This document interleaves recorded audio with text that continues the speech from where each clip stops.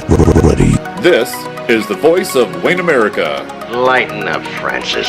With your host, Hi-ho, Kermit the Frog here. Mike Carnes. How do you measure yourself with other golfers? By height. Only at WayneAmerica.com. The supernova's gonna kill us all. Okay, this guy is the real zero, that's true. Let's just think back when you guys were freshmen, huh? .com. Greetings from Wayne America. This is the Voice of Wayne America podcast, an exclusive here at WayneAmerica.com. I'm your host, Mike Carnes, and every week here on the Voice of Wayne America podcast, we sit down with somebody who has some kind of connection to our community, whether it's a local resident, a businessman, somebody who's got some kind of history with the community, and we'll just kind of sit back and chat about their field of interest and how it ties in with the best town in all of America, and that, of course, is Wayne America. And we want to thank our sponsors, including AKA 142 Media. Your business can also be mentioned here. You can email me for more information at mike@mikeycproductions.com. Joining us this week on Voice of Wayne America is one of Wayne's longtime residents and longtime business owners. His name is Bill Reeg. He's owner of Arnie's Ford here in downtown Wayne America. And earlier this year, the business community here in Wayne honored Bill as the 2016 Citizen of the Year during the annual Wayne Area Chamber Banquet at Wayne State College. And we'll talk about that during the podcast here. And it was kind of fun to see Bill's reaction as he took the stage that night to accept the award, because he was literally speechless. And I guess that's kind of an unusual occurrence for him. But we'll talk a little bit about that. But first off, Bill, welcome to the program. And I guess I want to talk about, first off, about your family history. Arnie's Ford has been a part of the business community for a long time. And how did everything get started for you here? Well, first of all, congratulations on your new venture, and I wish you well on it, Mike. Thank you. There's been an Arnie's actually since 1949, Mike. My dad started a grocery store across the street from campus, west of campus, with the help of Mr. Henry Lay. Dad came back from the World War II, didn't have any money. Mr. Lay loaned him some money on a handshake, bought this little cracker box of a grocery store, operated it for 29 years. Did very, very well. The acquisition of Arnie's Ford was just almost a fluke. The owner, Roy Hurd, had decided he wanted to move to Arizona, and Dad just happened to be at the right place at the right time, and so he bought it. Franchises were easier to acquire in those days, of course. It'd be a lot tougher now. So anyhow, we bought this place in 1978. We did really well for a couple of years, and then, of course, the farm crisis came along, and that was pretty brutal on everybody. There were a lot of casualties during the farm crisis. Businesses, bankers, farmers. But anyhow, fortunately, Dad had some resources to help get us through that. And we just kind of got through that and got really cooking again, and then he passed away in 1987. So he was never able to really see much prosperity or see the place flourish, which is really unfortunate. But my brother then also, I must mention, was president of the First National Bank till he died at a very young age of 55. But he was bank president when he was 29 years old, and guided that bank for 20 how many ever years that is. And then my mother is up at the Oaks at the Brookdale now. She just had her 95th birthday, and so because of her and my dad, we were able to take this place and run with it, and just really have had a nice run. We continue to we acquired the two lots across the street from the elevator, Brett Geese in his company. So we intend to build a reconditioning building over there, and we'll be able to put some cars over there if we want to, and so on. And we continue to try to acquire help. The job market is tough in Wayne, finding good people. So, but we'd like to hire a couple more technicians, a couple more salesmen, and continue to grow. I find it when you mentioned that your dad got the loan from Mr. Lay on a handshake.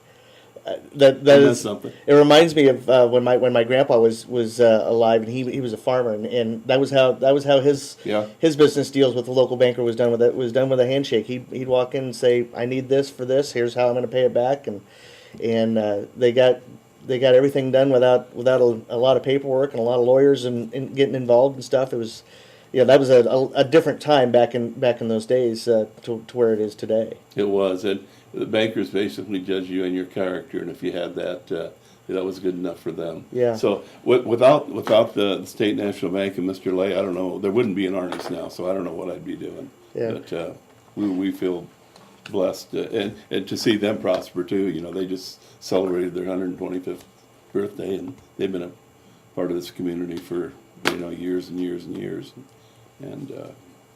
Yeah, I was looking back at some old copies of the Wayne Herald when I used to work there, and I remember seeing a lot of car ads of local car dealerships in town, and this goes back to even before your dad got into the business community here. But I think at one time there's been a Chevy dealership. I think there's probably been some Ford dealerships that predated Arnie's Ford, and some other car companies, and it amazes me how much the car industry has changed over the course of history. Just local car dealerships in a small town like Wayne. And I remember when I was growing up in Milford, we had a Dodge dealership, we had a Ford dealership, we had a Chevy dealership.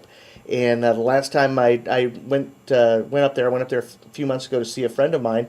And the only dealership in town I think that's still around as far as the big three is a Chevy dealership. The Ford company got sold. The Dodge dealership. I think Dodge discontinued their relationship with that company, and so it's really kind of interesting to see how the car community or the car sales community has changed over the years. When we bought this place in 1978, there were 4 car dealerships in town.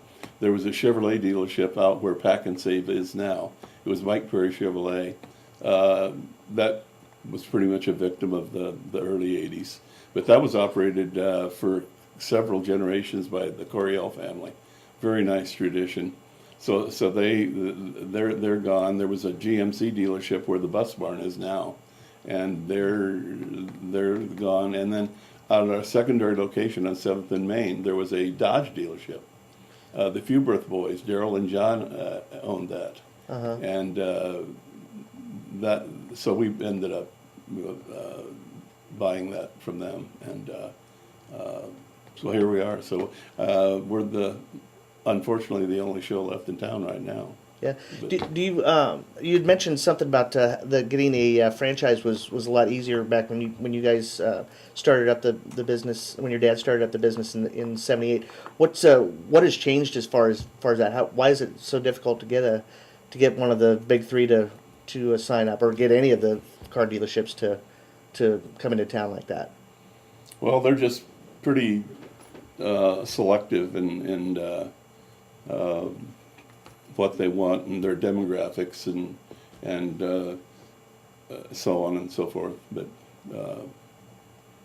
so that's not a very good answer to a pretty good question. But yeah. Yeah, but the nice thing, I guess, is that you guys have been able to continue your relationship with Ford over the years, and obviously it's worked out well for both sides. Yeah. We are, of course, this business has changed so much that our market area anymore is 250 miles in any direction, because so much of the business is done on online. Mm-hmm. And we've had people drive up from Wichita, come over from Des Moines, come down from Minneapolis, and so we don't just serve Northeast Nebraska. And to prosper, we have to reach out and acquire more people from further away. Talking with Bill Reeg, the owner of Arnie's Ford here in Wayne, and a longtime resident of the community. And I want to talk with him more here, but first off, I want to chat with you about AKA 142 Media. And everybody wants to wonder, or is asking the question, what does the AKA stand for? It stands for many things, but what's most important is that AKA 142 Media provides awesome kickin' apps that can be downloaded to your phone. Whether it's your school, your favorite youth sports program, or your local business, AKA 142 Media can build an awesome kickin' app that meets your needs. Drop Kevin an email at kevin@aka142.com and tell him that Mike sent you. That's AKA 142 Media. awesome kicking apps. We're talking with Bill Reeg from Wayne, from Arnie's Ford here in Wayne, a longtime resident of the community, and he was named the Citizen of the Year at the annual Chamber banquet this past January. And it's a very big honor to receive that award. And I've been here for 7 years, and some of the people that have received that award are people that, I mean, there's just no question that they were certainly worthy of the award, and Bill is no exception to that. And I recall you saying that the night you received your award that you were speechless, and I guess you've had a little time to think about it. We were actually hoping to do the interview after the banquet, but Bill had some commitments that he needed to take care of, and so we kind of pushed it back to this week. But you've had some time to think about it. What does winning that award mean to you as far as being a part of this community and being honored as a Citizen of the Year? Well, it's all, to be honored by your peers is very special. But there's a lot of people in this community to do a lot of good work, and so to be considered among them is very special. Yeah. When you were honored, thinking back to that night, what was your initial reaction to being honored as the Citizen of the Year? Oh, I was just pretty surprised because, like I said, there were just so many people that are worthy of that. I mean, there's some good folks in this town doing a lot of good things. Yeah, I know that one of the neat things that they do when they announce this award is it's kind of a quiz type thing where you got to put your thinking hat on and think to your knowledge of the community itself and what are these clues that are being given? Who is this leading to? And it's always fun for me because I've lived here a lot fewer years than you have. So my knowledge of the community is kind of on an ongoing kind of basis where I'm kind of learning a little more about people as time goes on. So it was kind of fun to me once I was able to kind of finally realize, hey, that's Bill Reeg, and then to see your reaction was just really fun to witness and to be a part of that night. To show you how surprised I was kind of detached. I'm embarrassed to say I was kind of thinking about something else until they started talking about my dogs, my Vizsla, so then I figured out, that got my attention there. So, yeah. Well, you've been a part of this community for most of your life. What kind of changes have you seen in this community over the years, not only from the business perspective, but just how this community has grown and continues to thrive all these years later? Well, one of the big changes, Mike, would be, or one of the significant changes would be the makeup of like downtown Main Street. There used to be a lot more retail activity, and there were shoe stores and men's clothing stores, a couple of them, other women's clothing stores, and much of the activity now is centered on Highway 35, and so every community is a victim of that. And I don't know, we've got two entrepreneurs, I tell you, Lucas and Mark are just doing an incredible job there. Mm-hmm. It's really fun to see them grow and prosper, and so they're putting some life into downtown Wayne, and so there hopefully be some residual effects of that. Yeah, their recondition or redoing of the 1912 building has been in the news a lot lately. It's I think three newspapers, not only the Wayne Herald but the Norfolk and Sioux City papers have both run really nice stories on Lucas and Mark's work over there, and you're right, they're definitely revitalizing downtown. Then you look at like Jennifer Clausen and some of the other young people here in town who have come back to the community or moved to the community and are starting up businesses here in town. It's really great to see this community continue to thrive. We've kind of had a little renaissance of younger folks moving back to the community the last 5, 6, 7 years. And in most cases, not all, but in most cases, they went to the big city and they decided maybe Wayne would be a good place to raise their kids and send them to school and so on. So it's really fun to see young people come back. Because that, for a long time, that didn't happen. Yeah, a lot of small towns have that problem where their young people move away and don't come back. And you talk about we talked about those people. Matt Lay is a perfect Classic example. example, He moved away to the Pacific Northwest, was there for several years, and then had an opportunity to come home when Dave and Kaki wanted to slow down and maybe pass the business on to somebody. And so Matt and Sandy moved back, and that's, I mean. I've lived in the big city. I lived in Omaha for several years and know what that city life is like, but I've been a small town boy all my life, and so an opportunity to move to a community like Wayne was just, for me, was a no-brainer, and it's great to see other people that are in my age group and younger that are coming to town and wanting to be a part of the community's future that has been built by people like you and the Lays, Randy Peterson. I'm thinking of some of the old guard here in town that are getting to that point in their lives where they've been in the business for a long time and either are still enjoying it or looking to do something different and pass that on to that next generation. Yeah, it's exciting. Very exciting. Yeah, it definitely is. Wanted to talk a little more with Bill here. Wanted to take an opportunity, though, to tell you that your business can be a part of this Voice of Wayne America podcast. This podcast is geared towards celebrating and promoting the community of Wayne America, and your business can be a part of this program by advertising as a sponsor right here. And for more information, you can give me a call at 402-660-9682, or you can email me at mike@mikeycproductions.com. We're talking with Bill Reeg from Arnie's Ford, a longtime member of this community and a longtime business owner. And I know that with some of the challenges that are taking place in our economy right now, it's always makes things interesting as a business owner. I just from your perspective, how is business right now in the car sales community? business is good for us, but you kind of make your own bed there. But this business, as any other business, is a roller coaster. I mean, some years are terrific, some years are kind of mediocre, some years aren't so hot at all. But when I hear my peers complain about business, I think back to the early and mid '80s. Now those were tough times. 21% interest. I mean, that's trying to convince somebody to take money out of their 15% CD and buy a car.